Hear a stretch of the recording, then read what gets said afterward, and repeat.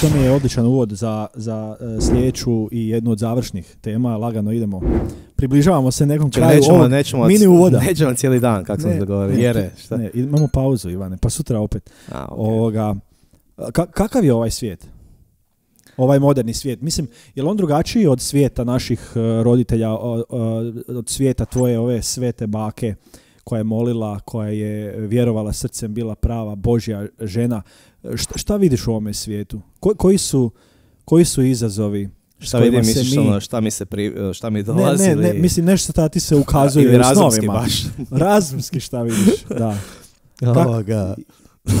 I see dead people.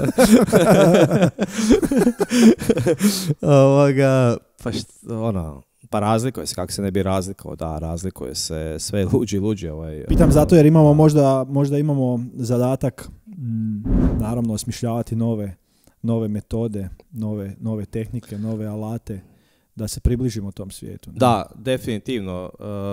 Ja mislim, znaš, ja sam ti onako onaj tradicionalist, tradicionalan muškarac, dakle, kad je nešto dobro, ne diraj kao. Šta filozofirati, stvar funkcionira, imaš pobjedničku momčad, držim, kad počne gubiti, onda mijenjaj nešto, nekako stvar je ista, nema novih stvari, znači imaš duha svetoga koji se očituje u ovome svijetu, koji potvrđuje Isusova djela, Isusov nauk i potvrđuje očevu ljubav.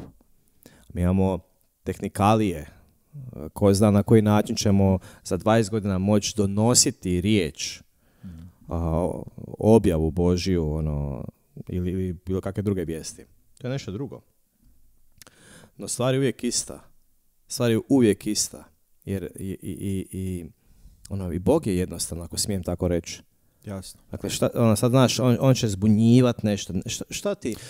Možda sam više mislio tu možda na posebnosti vremena u kojemu živimo. Znači, u odnosu na možda trendove neke ili pokrete u svijetu. Mislim da je sada već stvarno svima jasno da mi ulazimo u nešto što, evo, brojni mislioci i crkveni ljudi i pape nazivaju postkršćanskim vremenom. Dakle, svijet koji u stvari može bez kršćanstva.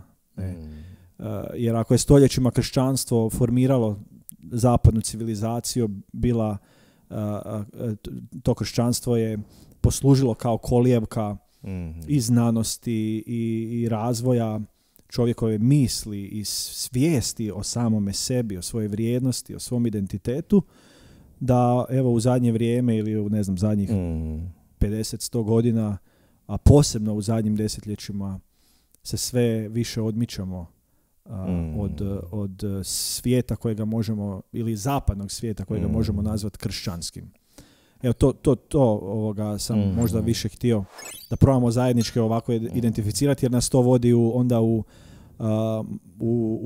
u sljedeću jako važnu temu, a to je kako mi djelujemo u tome svijetu. Ne? Na koji način smo mi poslani tome svijetu. I to konkretno u stvarnosti ove naše lokalne, male molitvene zajednice koje obojica pripadamo, u kojoj djelujemo, koja ima svoje konkretno poslanje u prostoru, ovdje u Osijeku i u vremenu. Kako misliš ovo male? Sad nešto poručuješ? Ne, male. Mislio sam biće puno veća. Da. Dobro, to ćemo kasnije. Narašće. Da, a vidi, znaš šta, da, to si dobro sve lijepo rekao. Malo je moćno, Ivane. Kad si malen i bespomoćan i nemoćan, onda Bog može biti... voditelji ispravi se. Onda Bog može biti velik. Da, to si jako dobro rekao. Vidi, da, mislim da u tome, kako si rekao, postkršćanskom vremenu, dakle, svijet će se urušavati. Svijet odbacuje kršćanstvo, nije mu potrebno, jer je jako svijet pametan, ima dostignuća, ima znanost. Moćniji od Boga. Moćni, jako je moćan, to sve. Sve dok ne dođe neki mali virus kojeg ne vidimo, a zove se korona. Onda vidiš kak je svijet u banani. Dakle, svijet se urušava sam u sebi kad odbacuje Boga. I onda, kako se on urušava, iz svijeta, to jest iz ljudi, izlaze svi mogući strahovi, izlaze upitnici, pitanja, jer ljudi koji ne idu s Bogom, oni izbjegavaju najveće pitanje što nakon ovog života i prvo odakle sam došao, zašto ja na ovom svijetu i što nakon ovog svijeta. Mislim, to su za mene temeljna pitanja koje ovaj svijet odbacuje, poslije neki intelektualci, svijet neke ljude zove, ovo su intelektualci, znači ako su pametni, a intelektom izbjegavaju intelektu zapravo suočiti se svojim pitanjima koje su krucijalne i za njih i za nas, vjernike, znači odakle ja, što sam kao bačen sam i šta nakon mene, jer ako nema ništa, zašto onda opet u meni nešto kaže pazi šta radiš. Pa čekaj, idem grabit lovu, idem uživati, idem osiguravati, idem da moji uživaju, da idemo non stop, idemo na najjače živjeti ovaj život, jer nema poslije ništa. Ali neki zakon, a to je zakon Božji upisan u srcu svakog čovjeka, opet kaže mi to jasno zovemo savjest, a netko to zove drugačije ili ne zove uopće, kaže stani. Znaš, evo recimo svaki čovjek, to je jako zanimljivo, lopovi, mafija, prostitutke, ne znam, bludnici, makroji, šta ti ja znam, korumpirani političari, poduzetnici, svi se sakrivaju. Nitko nije dovoljno frajer da kaže ja sam Baja Al Capone i radim to i to. Nego svi se sakrivaju. Znači nešto im kaže to nije dobro, to ne smiješ raditi. Jel? I sad kad to znaš, onda je jako smiješno da jako intelektualni ljudi, intelektualci, ne bi govorio ljevičari, desničari, nego intelektualci koji onako možda napadno odbacuju Boga i ismijavaju vjeru, ta pitanja izbjegavaju, a postoje njima također. Također njima postoje, neki tamo intelektualac pogleda neku žensku, ima ženu, pa neće doći reći, ženi, znaš kako sam vidio žensku, čovječ, i ti bi ju gledala isto, nego skrivečki, ne smije to žena znat, ako sam prevario, ne smije to žena znat, kužiš? Znači, u principu to onda za mene nije intelektualac u punini te riječi. I onda iz svih nas, kako postoji taj zakon koji je Bog usadio, postoje jednake stvari koje je Bog dao ljudima, a to ti je strah, a to ti je radost. Mislim, Bog nije dao strah je posljedica grijeha, ali to ti je radost, to ti je veselje, u nama je i bol.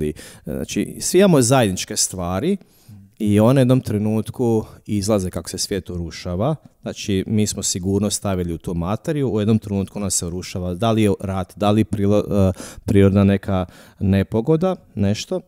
I na jednom oni trebaju utjehu, trebaju sigurnost. I tu nastupamo mi. Tu mi imamo prostora i tu je naše poslanje. Tu mi dolazimo kao molitvena zajednica Svete obitelji na našem prostoru i mi to radimo, mi smo toga svjedoci upravo ovakvih stvari. Tu mi dolazimo i šta mi radimo? Mi samo svjedočimo. Svjedočimo svoje iskustva Boga, svjedočimo i onda kad ljudi dožive po iskustvu našemu da je Bog živi, Bog se njima objavi, onda je potreban i taj nauk, da im znamo obrazložiti zašto ovoga Euharistija, zašto je to bitno, zašto je bitna ispovijed, zašto je bitan sakramentalni život, zašto je bitna crkva. Zašto je najbitnija Euharistija. Najbitnija Euharistija, jel? Zašto je izvor života. Tako je. Znači onda vidiš kako je to suradnja. Da. Znači nauk, razum i nadnaravno djelovanje, jel? I onda mi njima svjedočimo i svojim životom prije svega. Znači naše obitelji. Kad čovjek nema Boga i kad dođu te krize koje kakve, onda se pokazuju svi nemiri, sve što se guralo pod tepih počinje izlaziti. A onda oni gledaju nas, nekad mi ni ne idemo prema ljudima da im donesemo radosnu vijest izravno, nego ljudi dođu nama i kažu, čuj, djeca nam se zajedno igraju, ide u školu, vrtić, ili vidjeli smo vas u parku s djecom, vi imate neki jako velik mir. Način vaše komunikacije, gledali smo, jako nas je dirnio. Kako vi to uspijevate? To su stvari koje nama se događaju na dnevnoj razini. To je živo svjedočanstvo.